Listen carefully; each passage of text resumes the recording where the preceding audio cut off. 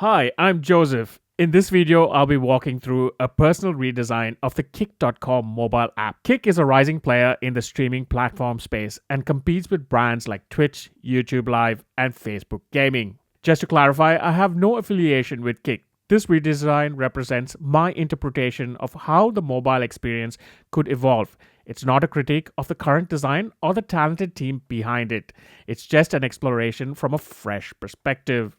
I leverage my personal Figma design system, DS1, to bring this project to life. DS1 is packed with innovative solutions and best practices I've developed over the years. Let's jump in and quickly look at what the Kick app looks like on an iPhone.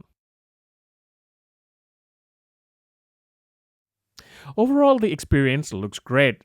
I can successfully browse content from the home page.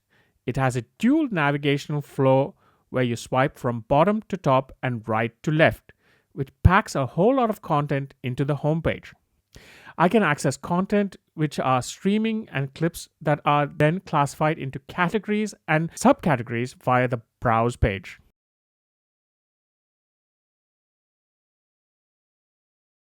Through the follow page, I can access the latest content from contributors I follow, which can also pack a lot of content into a single page. And finally, I can search the user list if I have a particular user in mind. While the current app looks fantastic, my goal is to make improvements mainly to increase user focus by decluttering, improving consistency in the design, and simplifying the user journey through minor improvements in the information architecture.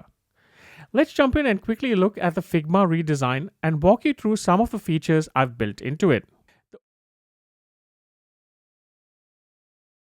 The homepage now contains a single list of the most popular live streams, which can be scrolled through from bottom to top or top to bottom. When your video is clicked, the user is then taken to a brand new interface. It's now very clear to see users who have contributed the most to the channel and easy to access the leaderboard. On the homepage, we can also now access clips, which are like YouTube shorts. You can swipe from bottom to top or top to bottom to again access these clips. Note that there are only 3 videos in this Figma prototype.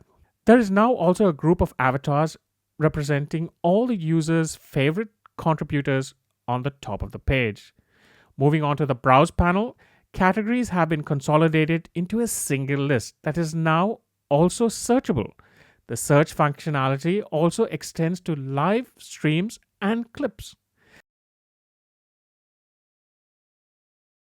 We now have a plus button in the master navigation, which prompts the user to stream a game or IRL session.